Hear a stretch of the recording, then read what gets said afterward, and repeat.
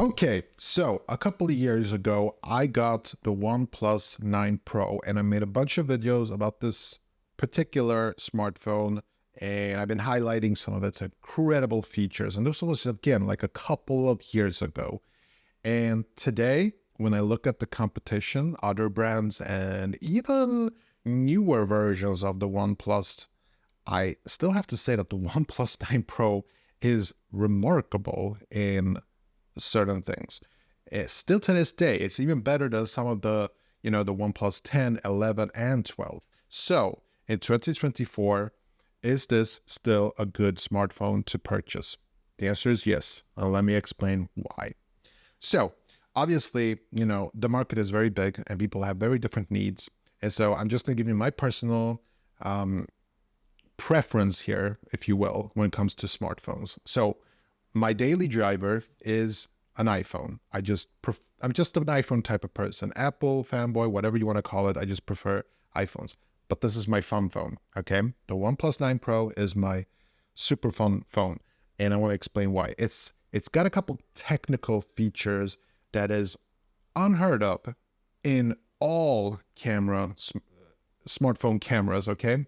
So yes, this is definitely going to be about the cameras themselves. Now, I'm not too much for the whole Hasselblad hype. Like on the back here, it says Hasselblad, and you do have this pro feature on the camera app when you can get some special access, but that's all marketing. I don't care about any of that stuff. What I do care about are the specs. The specs are pretty good. Now, if you're going to pixel peep, I will, however, admit that newer smartphones have updated algorithms, better color science and stuff like that.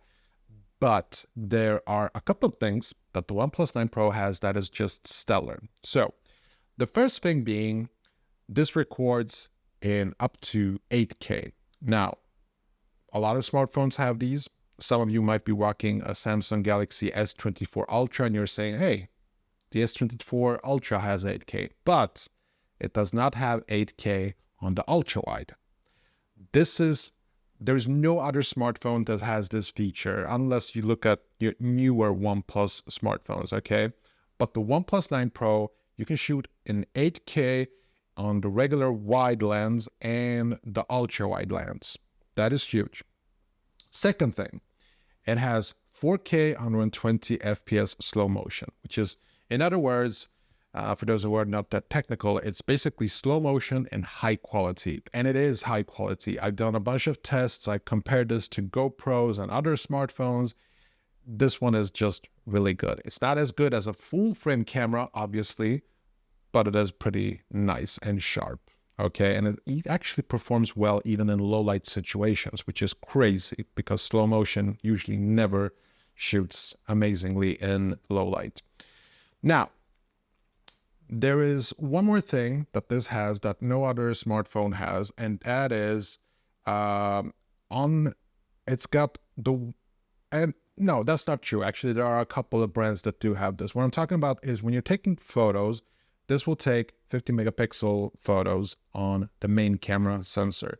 And 50 at this point is pretty standard. Even my iPhone has 48 megapixels, so it's not that special. What is special, however, is that on the ultra wide, it's also got 48 megapixels, so it's 50 megapixels. That is really good. It's got a 3x telezoom that unfortunately is capped at 12 megapixels, but I really like that the ultra wide has that feature. And so there is something that can be argued about the color science of the Hasselblad technology on these smartphones. It's a personal preference kind of a thing, but I have noticed that if you do not like the colors coming out of your smartphone, it is actually very easy to color grade even on your smartphone. You don't have to use it on a computer or anything like that. The second thing, there's another thing that I want to mention about the cameras though, and that is the monochrome camera, which most reviewers just completely skip because they call it a gimmick. But monochrome cameras are actually quite impressive. This is a real black and white camera. Now, it only takes pictures in 2 megapixels, but you know what? Pictures coming out of this thing look really nice, okay? Now, this is not the kind of review where I show you a bunch of samples and, try to convince you. I'm just sharing my personal experience and how much fun I've been having using the OnePlus 9 Pro. Even now, even 3 years later, I'm still using it. It's so much fun. And I have to say it, I really like the OnePlus 9 Pro design. It's got a sleek body. It's got slightly curved edges.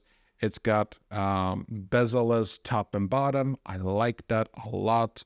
It's got the fingerprint scanner, which is very fast, and it's also got a face recognition scanning, but it's good, but I don't know if it's that secure, but still, like, people are being too cautious when it comes to these things. Anyway, it's very snappy still to this day. There are newer CPUs and stuff like that, but I still think it's very snappy. Now, for gaming, I can't really comment. I don't game on smartphones, so you're going to have to check out some other reviews if you're interested in that feature. Battery life is very good. It's got very fast ultra charging, which I really like. I wish my iPhone had ultra fast charging, but it doesn't. I mean, they have sort of, but it's not. It's just not. Compared to this thing, it's doesn't even come close. Even when you're using wireless charging, which of course the OnePlus 9 Pro has, you get really fast speeds when you're charging this thing. Although it gets a bit hot, I don't know if it's that good for the battery. So I think that in order to make this a fair review, I do need to mention two things that I don't like about it.